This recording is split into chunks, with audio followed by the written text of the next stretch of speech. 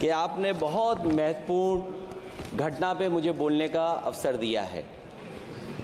संभल जो इसलिए जाना जाता था कि भाईचारे के साथ वहाँ रहते हैं लोग, और इस जो घटना है मैं आपके सामने पढ़ना चाहता हूँ।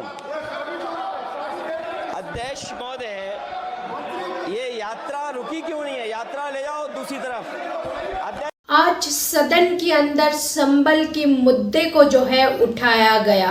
आपको बता दें, संबल में जो हिंसा हुई उसके मुद्दा को जो है विपक्ष पार्टी लगातार संसद में उठाने की जैसे कि कसमें खा लिए थे। उन्होंने कहा था जो ये मुद्दा जो है संबल की जो मुद्दा है ये हम सदन के अंदर उठाएंगे, ये हम सदन के अंदर इस बात को रखेंगे, इस मुद्दे को। वैसे उनके मुताबिक जो है आज सदन के अंदर अखिलेश यादव खूब गरजते हैं और ये संबल के मुद्दा जो है उठाते हुए उन्होंने ये कहा है जो उत्तर प्रदेश की जो कानून की हालात है यानी कि कानून व्यवस्था है वो बहुत ही खराब है।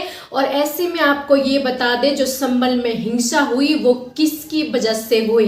क्या पुलिस प्रशासन को निलंबित कर दिए, क्या उनके खिलाफ हत्या की कोई मुकदमा दर्ज करे है?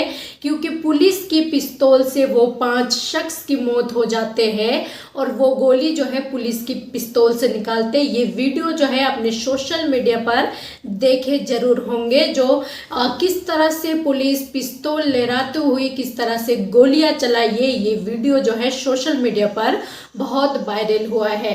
तो ऐसे में अखिलेश यादव सदन के अंदर ये भी कहते हैं जो संबल हिंसा में क्या हम कोर्ट को भी मान ले, जो कोर्ट ने दूसरी पक्ष को सुने बिना जो है फैसला दे दी, सर्वे के आदेश दे दिए, तो क्या ये कोर्ट ने सही करा है? जैसे कि पहली सर्वे की जो आदेश देते हैं कोर्ट 2 घंटे के अंदर अंदर जो है आदेश दे देते हैं, वो 19 नवंबर को आदेश देते हैं और 19 नवंबर को एक बार शांतिपूर्ण तरीके से जो है सर्वे हो जाते। उसके बाद जो है वो एक बार फिर से सर्वे के लिए पहुंचते, जबकि वहाँ की जो मस्जिद की कमेटी वाले थी उन्होंने ये कहा है जो आपको फिर से अगर सर्वे करना है तो आप जो है कोर्ट के आदेश लेके आए, नहीं तो एक बार तो आपने सर्वे कर लिया उसके बाद आपको नहीं दी जाएंगे।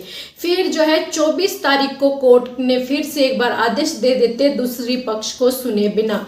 फिर 24 तारीख को जब वो पहुंचते वहां पर सर्वे के लिए तो कुछ लोग पहुंचते उनके साथ जो धार्मिक नारे और पॉलिटिक्स नारे लगाते हुए जा रहे थे, जो साफ तौर पे ये पता चल रहे थे जो ये माहौल बिगाड़ने के लिए आए। ऐसे में जब सर्वे के लिए अंदर पहुंचे, लगभग 1.5 घंटा हो गए उनको सर्वे करते हुए, तो कुछ लोगों को जैसे कि पता चलते जो मस्जिद सर्वे के लिए जो है फिर से आए, तो लोगों ने जो है पुलिस से पूछा है जो आखिर सर्वे क्यों हो रहे फिर से।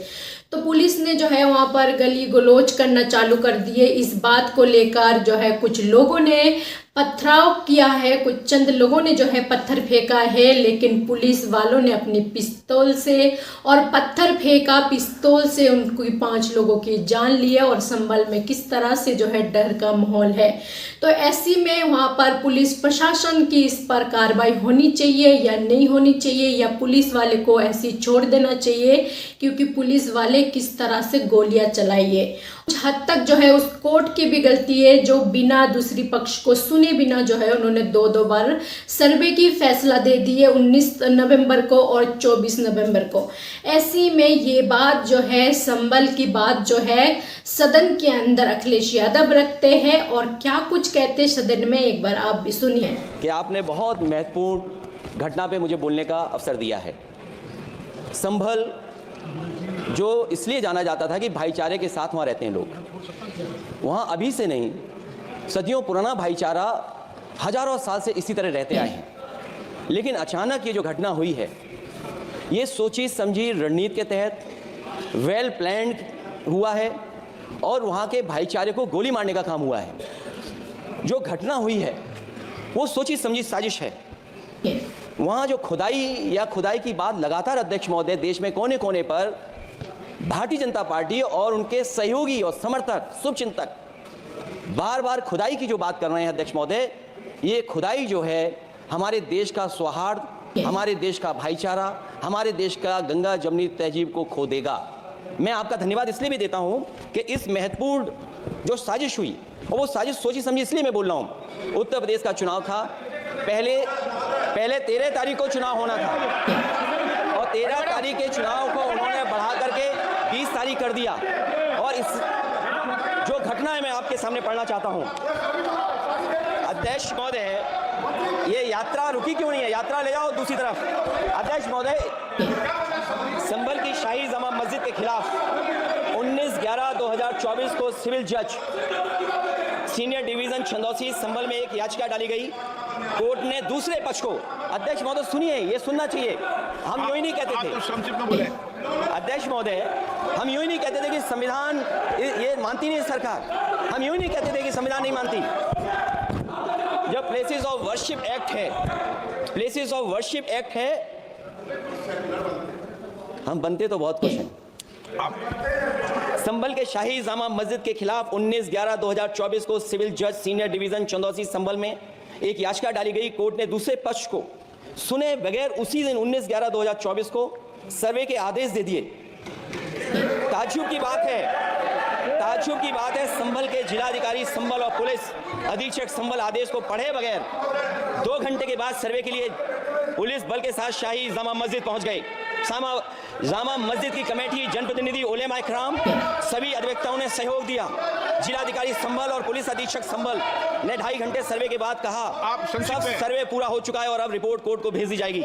लेकिन दिनांक 22/11/2024 फ्राइडे को जुमे की नमाज के लिए लोग नमाज अदा करने के लिए जामा मस्जिद पहुंचे, लेकिन पुलिस प्रशासन ने बैरिकेड लगा दिया ताकि लोग नमाज न पढ़ सकें। उसके बाद भी लोगों ने संयम बरतते हुए नमाज अदा की और किसी प्रकार का विरोध प्रदर्शन नहीं किया। 29/11/2024 को कोर्ट की अगली तारीख तय थी। शाही जामा मस्जिद की कमेटी और मुस्लिम समाज के सभी लोग कोर्ट में केस की पैरवी के लिए तैयारी कर रहे थे, परंतु दिनांक 23/11/2024 की रात पुलिस प्रशासन द्वारा कहा गया 24/11/2024 यानी अगले दिन सुबह को दोबारा सर्वे किया जाएगा। शाही जामा मस्जिद कमेटी और अधिवक्ता ने कहा कि इस सर्वे तो मुकम्मल हो चुका है, अब दूसरे सर्वे की क्या आवश्यकता है? कोर्ट के आदेश का हमने पालन कर दिया। अगर दूसरे सर्वे कराना है तो दोबारा आदेश करवाएं, कोर्ट के आदेश के बाद हम दोबारा सर्वे करा देंगे। लेकिन जिलाधिकारी संभल और पुलिस अधीक्षक संभल ने कोई सुनवाई नहीं की और तानाशाही दिखाते हुए सुबह के वक्त से पहले शाही जामा मस्जिद आ गए। शाही जामा मस्जिद कमेटी और मुस्लिम समाज के लोगों ने फिर भी धैर्य रखा और दोबारा सर्वे के लिए अंदर ले गए। सर्वे के दौरान करीब 1.5 घंटा बाद जब जनता को सूचना मिली तो वो इकट्ठा होना शुरू हो गए। लोगों ने सर्वे का कारण जानना चाहा तो सर्किल ऑफिसर ने उनके साथ गाली गलौज की और लाठीचार्ज करवाकर बुरी तरह जख्मी कर दिया। इसका विरोध करते हुए चंद लोगों ने पत्थर चलाए, जिसके बदले में पुलिस के सिपाही से लेकर के अधिकारियों तक ने अपने सरकारी और प्राइवेट हथियारों से गोलियां चलाई, जिसका वीडियो रिकॉर्डिंग है, जिसके एवज में दर्जन लोग गोलियों से घायल हो गए हैं। 5 मासूमों जो कि अपने घर से सामान लेने के निकले थे उनकी मृत्यु हो गई। संभल का माहौल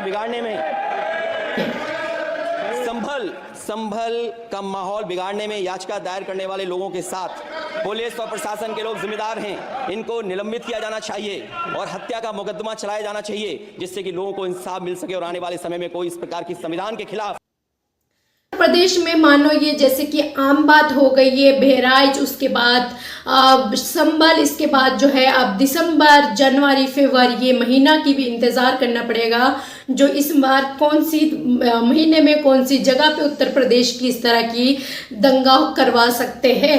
तो ये दंगा को जो है सोची समझी साजिश बताए जा रहे। इसके बारे में आप सबका क्या राय है, क्या कुछ कहना है? जो भी आपका राय है अपना राय कमेंट बॉक्स पर जरूर लिखें। चैनल पर पहली बार हो तो चैनल को सब्सक्राइब करना ना भूले, बेल आइकन को दबाना ना भूले ताकि इसी तरह की वीडियो अपडेट आप तक पहुंचाने के लिए। जय हिंद, जय भारत।